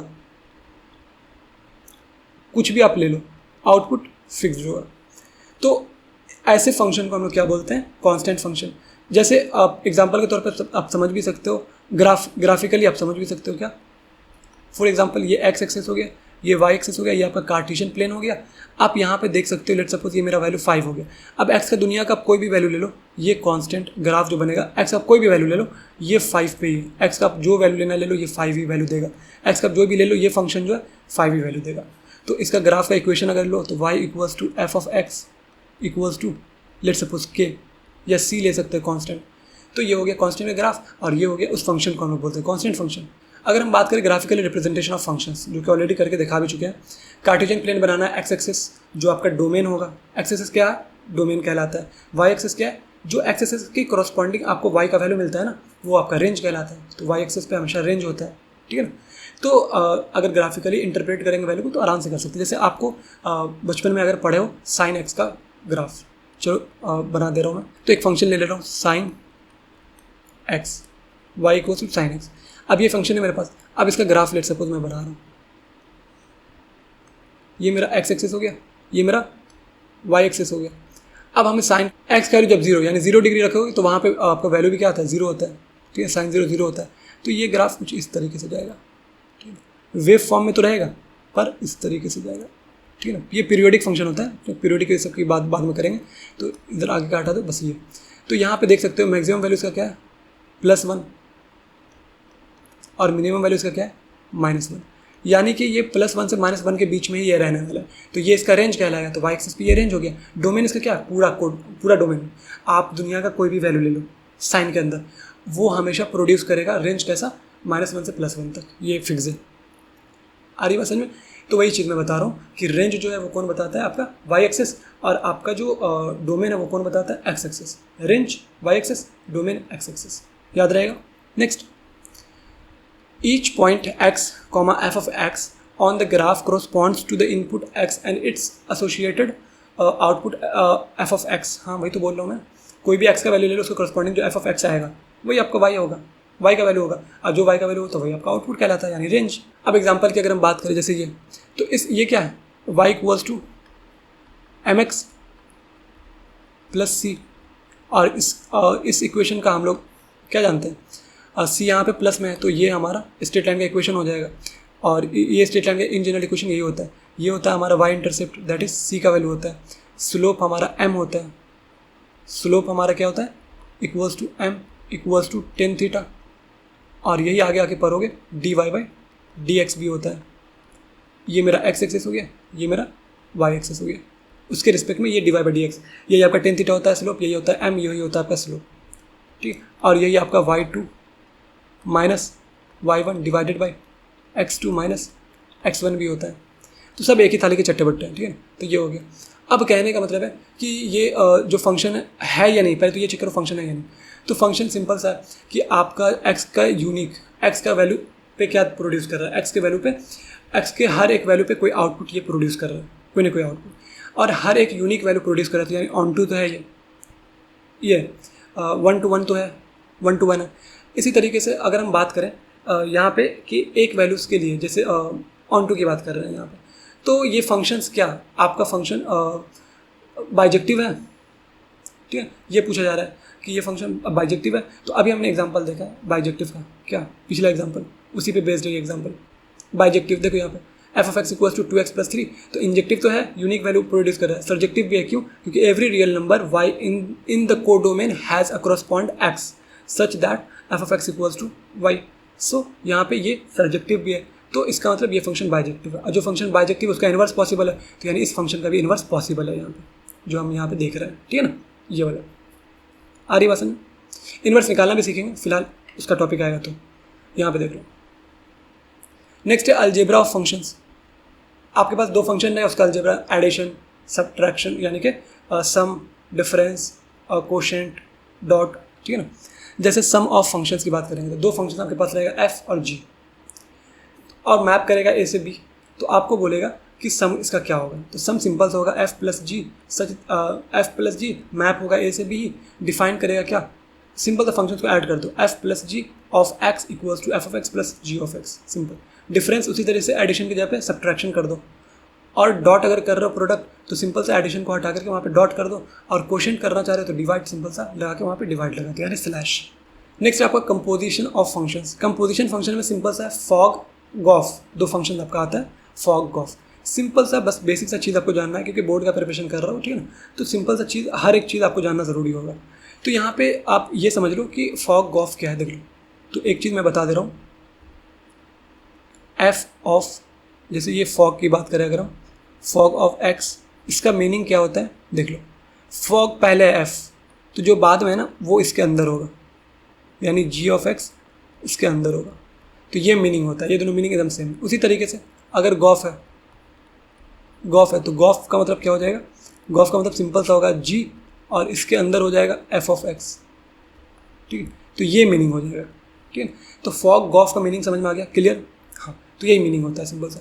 और मैपिंग तो पता चल गई कि फंक्शन का जो एक फंक्शन एफ है उसका मैप ए से बी है, जी जो जी फंक्शन उसका मैप है बी से सी, ठीक है ना। एंड देन कंपोजिशन क्या होगा, गॉफ का ए टू सी, एंड कैसे गॉफ को डिफाइन करेंगे, gof of x equals to g o of f of x, ये हो जाएगा। आ रही बात समझ में? बड़ा सिंपल है, क्वेश्चन करके दिखा दे रहा हूँ। तो एक क्वेश्चन इस पर हम कर लेते हैं। बोल रहा है कि एक फंक्शन दिया हुआ है एफ ऑफ एक्स एंड एक फंक्शन दिया हुआ है आपको जी ऑफ एक्स। यहाँ पे फाइंड करना है कंपोजिशन क्या, फॉग ऑफ एक्स और गॉफ ऑफ एक्स। आप निकाल लो, मैं एक बता दे रहा हूँ, फॉग ऑफ एक्स, ठीक है ना। क्या होगा, f of g of x, ये हो गया। अब यहाँ पे देखो, एक्स की जगह पे अगर एफ ऑफ एक्स आपका function F of x equals to 2x + 3 है, तो एक्स की जगह पे जो एक्स है वहाँ पे आपका जी ऑफ एक्स डाल दो, सिंपल सा। ये आपको मान लो मन के अंदर एक्स है, तो जहाँ जहाँ एक्स दिख रहा है वहाँ जी ऑफ एक्स डालना है, जी ऑफ एक्स की जगह पे एक्स स्क्वायर डालना है, सिंपल सी बात है। तो ये यहाँ पे क्या डालोगे आप, 2, आप यहाँ पे एक्स की जगह पे एक्स स्क्वायर डालोगे +3, ये एज इट इज़ हो जाएगा। आ रही बात समझ? तो ये फंक्शन आपका क्या है, 2x² + 3, यही आपका आंसर हो जाएगा, सिंपल। अच्छा, अगर इसी तरह से गॉफ निकाले तो गॉफ कैसे निकालोगे, ध्यान से देखो। अगर गॉफ निकालना है तो गॉफ भी निकालना आपके लिए आसान है। देखो, जी ऑफ एफ ऑफ एक्स, कुछ नहीं करना है, जो जी है, जी का जो फंक्शन है क्या है, एक्स, तो जहाँ जहाँ एक्स दिख रहा है वहाँ जहाँ आप एफ ऑफ एक्स डालोगे तो एफ ऑफ एक्स का पूरा वैल्यू डालोगे, यानी कि 2x + 3 ये डालोगे, एफ ऑफ एक्स की जगह ये डालोगे ये, और यहाँ पे x का होल स्क्वायर है तो होल स्क्वायर दे दोगे, इसको इवेलुएट कर लो तो यही आंसर हो जाएगा। तो 4x² + 9 + 12x, आंसर यही है। अब इसका डिफरेंशिएशन भी पूछ सकते हैं, जब आगे इंटीग्रेशन डिफरेंशिएशन पढ़ेंगे तो वहाँ पे हम लोग और डेप्थ में देखेंगे फॉग गॉफ का डिफरेंशिएशन इंटीग्रेशन। फिलहाल ये बेसिक सा चीज़ इतना ही है, ठीक है। Next, inverse of a function. अगर आपको इनवर्स, जैसे inverse trigonometric function, next chapter आपका वही है 12 का, तो यहाँ पे इनवर्स ऑफ अ फंक्शन की बात करें, the inverse of a function is a function that reverse the effect of original function if f is a function that maps x to y, that is f of x equals to y, then the inverse f inverse हो जाएगा maps y back to the x, and उसको ऐसे represent करते हैं, ठीक है ना। जैसे अभी एग्जाम्पल्स हम समझ लेंगे। इंपॉर्टेंट पॉइंट्स की अगर हम बात करें, नोटेशन क्या होता है इनवर्स फंक्शन का, the inverse function denoted as ऐसे एफ इनवर्स, ठीक है, एफ के पावर में -1। कंडीशन की बात करेंगे, अ function F must be a bijective, bijective होना चाहिए, यानी कि वो इंजेक्टिव भी होगा, साथ ही साथ क्या होगा, सर्जेक्टिव भी होगा, यानी कि ऑन टू फंक्शन भी होगा, 1-to-1 फंक्शन भी, दोनों होना चाहिए। वो वैसा फंक्शन को बाइजेक्टिव फंक्शन बोलते हैं। अगर आपका फंक्शन बाइजेक्टिव है तभी उसका इनवर्स पॉसिबल है, अदरवाइज आप इनवर्स नहीं निकाल सकते। Consider the function F of X, इतना, find the inverse function and verify it. तो वेरीफाई कर लेना बहुत आसान है, कैसे, यहाँ पे देख लो। अगर फंक्शन की बात करें एफ तो क्या करना है देख लो। पहले तो एफ ऑफ एक्स को अब वाई मान लो, Y equals to F of x equals to 2x + 3, हो गया ना। अब यहाँ पे सॉल्यूशन देख लो, y इक्वल्स टू 2x + 3, तो यहाँ से x का वैल्यू निकाल लो। x का वैल्यू निकालोगे तो क्या आएगा, x इक्वल्स टू y - 3/2, ये आ गया x का वैल्यू, आ गया ना x का वैल्यू। अब जो x का वैल्यू आया है ना, उसको क्या करना है, y के टर्म में डायरेक्ट चेंज कर लेना, y से इसको कन्वर्ट कर देना, ठीक है। तो इसको क्या करोगे आप, डायरेक्ट आप कन्वर्ट कर दोगे y से। जैसे कि आप ये भी जानते हो, यहाँ पे देख लो, y इक्वल्स टू हमने क्या लिखा, देखो y इक्वल्स टू हमने क्या लिखा, y इक्वल्स टू हमने लिखा f ऑफ x, ठीक है। तो x इक्वल्स टू क्या हो जाएगा, इन्वर्स इसका क्या हो जाएगा, तो f inverse of y equals to क्या हो जाएगा, x, ये हो जाएगा, सिंपल सा। और x की जगह पे जो आया वो रख दो, तो यहाँ पे क्या हो जाएगा, f inverse of y equals to x, और x की जगह पे क्या आया, y माइनस 3/2, आंसर। सिंपल सा, इन्वर्स पूछ रहा था निकालने के लिए, तो आराम से निकाल सकते हो इस तरीके से। तो बाकी और क्वेश्चंस मैं क्वेश्चंस वाले सेशन पे लाऊंगा, जैसे मैं चैप्टर पढ़ाऊंगा, चैप्टर के बाद आपको क्वेश्चंस, क्विज वगैरह बहुत सारी चीज़, क्योंकि जो बिहार बोर्ड होता है उसमें ऑब्जेक्टिव सब्जेक्टिव सब इजी और आसान और मतलब कि काफ़ी ज़्यादा पूछा जाता है, इसीलिए मैं लाऊंगा बहुत डेप्थ में। पहले चैप्टर्स कंप्लीट कर लो, फिर क्वेश्चन का सेशन। उसी तरीके से सीबीएसई बोर्ड का भी सेम, नोट्स तो सबका सेम ही रहेगा, नोट्स पार्ट तो सेम ही रहेगा, बाकी क्वेश्चन का level, subjective objective level change होगा। उसी तरीके से आईसीएसई बोर्ड, तो अगर आपके सिलेबस में है तो आप फिर पढ़ो, और मतलब पॉइंट जो है आपके, जैसे आप रिलेशन एंड फंक्शंस में इतना ही पार्ट है इंपॉर्टेंट, इस पार्ट से आपको क्वेश्चन आएगा। आप क्वेश्चन का लेवल चेंज हो सकता है, वो लेवल मैं बताऊंगा, इंटरमीडिएट लेवल, अच्छा लेवल, खराब लेवल, सब हर तरह का क्वेश्चन मैं करवाऊंगा, तब जाके आपको समझ में आएगा कि अच्छा ये था रिलेशन एंड फंक्शंस, तब समझ में आएगा, ठीक है। फिलहाल छोटा छोटा पॉइंट है, समझ लो कि अच्छा इन्वर्स क्या होता है, ये क्या होता है, वो क्या होता है, बेसिक अच्छी समझ लो, बस इतना सफिशिएंट। अगर अपन बात करें यहाँ पे बाइनरी ऑपरेशंस की, तो a binary operation on a set S is a function, जैसे star, that maps pair of element from S to S जो सेट है, to an element in S। Formally a binary operation star on S is a function. जैसे यहाँ पे ये ले सकते हो तुम आराम से, स्टार, फिर यहाँ पे S star S into S belongs to S आ जाएगा यहाँ पे आपको, बड़ा सिंपल है, ठीक है ना। तो यहाँ से आप देख सकते हो ऑपरेशंस। तो ऑपरेशंस की अगर हम बात करें तो addition on a set of integers, जैसे इंटीजर्स का अगर एडिशन करेंगे तो define the binary operation star as addition. तो ए स्टार बी, इसको एडिशन फॉर्मेट में कैसे लिख सकते हैं, स्टार की जगह पे एडिशन आ जाएगा। इसी तरीके से मल्टीप्लिकेशन के केस में, तो multiplication on a set of a real numbers की अगर हम बात करें तो define the binary operation star, ठीक है। इन जनरल स्टार मैंने लिया, अब यहाँ पे हम क्या करना चाह रहे हैं, मल्टीप्लिकेशन करना चाह रहे हैं, तो ए स्टार बी किस में कन्वर्ट हो जाएगा, मल्टीप्लिकेशन में, ए इंटू बी। सिमिलरली आपको अगर मॉड्यूलस ऑपरेटर जानना है तो define the binary operator star, और उसको मॉड्यूलस में कैसे कन्वर्ट करेंगे, ए स्टार बी, यहाँ पे ए मॉड बी, ये हो जाएगा। अब ए यहाँ पे क्या है, ए बी आप ऑपरेंड बोल सकते हो, इसको ऑपरेंड ही जनरली बोलते हैं। आप कोडिंग अगर आओगे ना आगे जाकर, अगर इंजीनियरिंग भरे हो, खासकर ITCS ले रहे हो, तो वहाँ आके आप देखोगे कि ये ऑपरेंड मतलब होता है, ठीक है, और ये ऑपरेटर कहलाता है। तो ये मेरा क्या है, ऑपरेंड, ठीक है ना। आगे बस नेक्स्ट, अब यहाँ पे प्रॉपर्टीज़ भी होता है बाइनरी ऑपरेशन का, क्या क्या, क्लोजर प्रॉपर्टी आप आगे आओगे तो और अच्छे से पढ़ोगे। ये सारा चीज़ आप जब आगे आओगे ना तो अच्छे से पढ़ोगे, ठीक है ना, अगर खास करके आप अच्छे लेवल पे जा रहे हो तो क्लोजर की बात करें, अगर closure property for a binary operation to be valid on a set, ठीक है, it must be closed, that is the result of the operations must also be element of the same set, ठीक। तो इसको हम बोलते हैं closure property. Next, associativity की अगर हम बात करें, a binary operation star is associative if A star B star C. तो ये क्या होगा, ए स्टार, यानी कि पहले हमने क्या किया, ए स्टार बी को हमने बाइनरी ऑपरेशन किया यहाँ पे, वो करने के बाद फिर सी को ऑपरेशन किया, ठीक है ना। लेकिन दूसरे केस में क्या कर रहे हैं कि पहले बी सी को कर रहे हैं फिर ए को कर रहे हैं, तो ये दोनों आपस में अगर बराबर है तो उसको बोलते हैं एसोसिएटिविटी प्रॉपर्टी, ठीक है ना। और यहाँ पे ए बी सी क्या है, एक ए बी सी क्या है, एलिमेंट है जो बिलोंग कर रहा है किसके अंदर, एस के अंदर, एस क्या है, सेट के अंदर। नेक्स्ट, कम्यूटिविटी यानी कि कम्यूटिविटी यानी कम्यूटिव लॉ, सिंपल सा बोल सकते हो, ठीक है। कम्यूटेटिव लॉ क्या होता है, अब binary operation star is commutative if A star b, यानी कि बाइनरी ऑपरेशन होगा यहाँ पे ए स्टार बी का और बी स्टार ए का करोगे, ये दोनों बराबर आएगा, for all a comma B belongs to S, तो उसको बोलते हैं कम्यूटेटिव लॉ, ठीक है, सिंपल सा।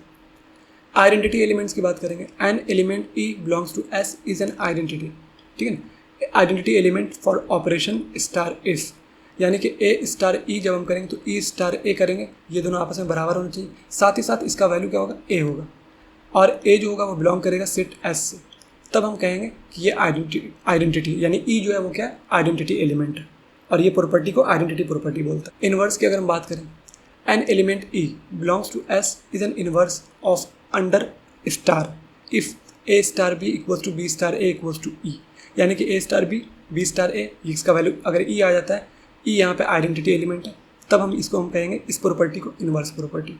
नेक्स्ट, ब्रेन स्टॉर्मिंग क्वेश्चंस की अगर हम बात कर लें तो अब बहुत आसान क्वेश्चंस हैं, यहाँ से कर सकते हो सारे रिलेशंस, यहाँ से आप बना सकते हो। कैसे बनाओगे? तो are the possible relations between these two sets, तो रिलेशंस बनाओगे तो कितने बनेंगे? 5 × 5 मल्टीप्लाई कर दो 25, अब 25 को 2 के पावर में कर दो, इतने रिलेशंस पॉसिबल हैं यहाँ पे। अब सारे रिलेशन को क्या चेक करते रहोगे? नहीं, उनमें से कुछ रिलेशंस अपना देख लो कि ये आप कुछ भी रिलेशंस इसमें से ले सकते हो, कुछ पर्टिकुलर रिलेशन को सिलेक्ट कर लो। नेक्स्ट, यहाँ पे वही चीज़ है, यहाँ पे कितने हैं? 3 2 5 5 × 4 क्रॉस कर दो, कितना हो गया? 20, और ये 22 के पावर में इतने पॉसिबल रिलेशंस बन सकते हैं। इनमें से कुछ पर्टिकुलर रिलेशंस को आप सिलेक्ट कर लो और ऑब्जर्व कर सकते हो, क्योंकि रिलेशंस ऑलरेडी मैंने पढ़ा दिया in depth. Next, what are the possible relations between these two sets, अगर इस सेट्स की बात करें तो पॉसिबल रिलेशंस, कुछ पर्टिकुलर रिलेशंस को, पॉसिबल रिलेशन को सिलेक्ट कर लो। आप सारे नहीं बना सकते, क्यों? क्योंकि आपको कितना बनेगा यहाँ पर? 5 × 5 क्रॉस कर दो 25, 2 के पावर में कर दो, इतने पॉसिबल रिलेशंस यहाँ पे बन सकते हैं। Next, what are the possible relations between these two sets, तो निकाल लोगे ना, अब तो हो जाएगा ना। Next, 5 × 6 multiply 30 2 to the power, तो इतने पॉसिबल रिलेशंस बन सकते हैं। पर इस रिलेशंस में से कुछ पर्टिकुलर रिलेशन को सिलेक्ट करके आप स्टडी कर सकते हो easily.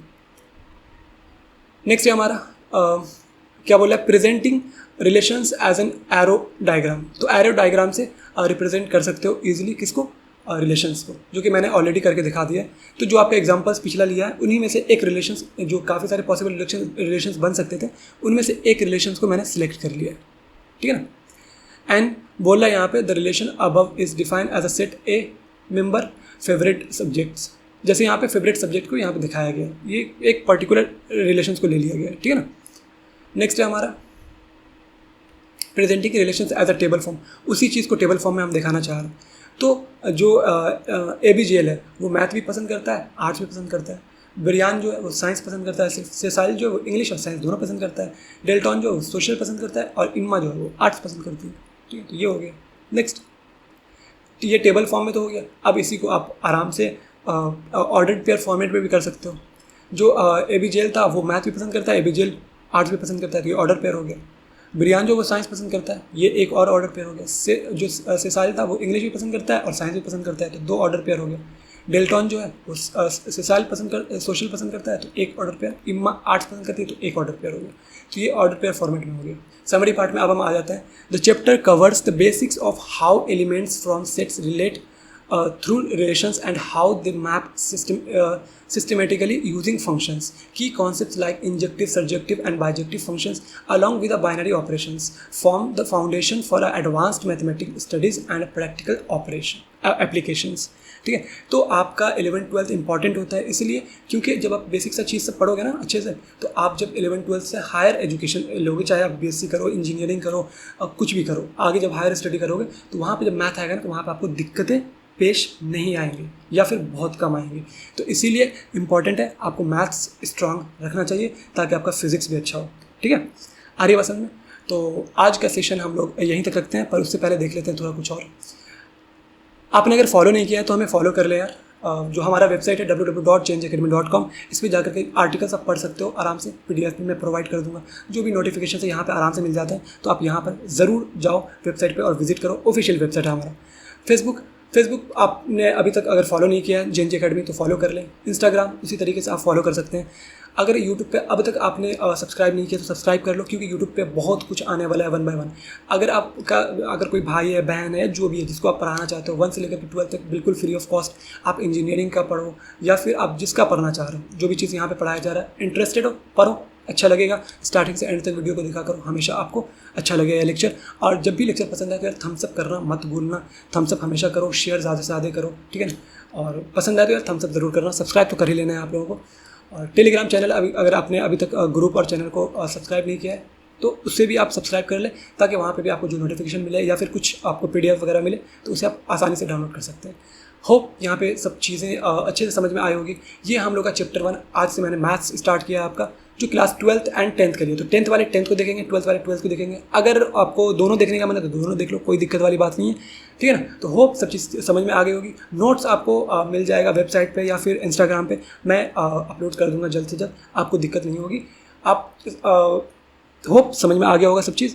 Thank you so much, bye bye.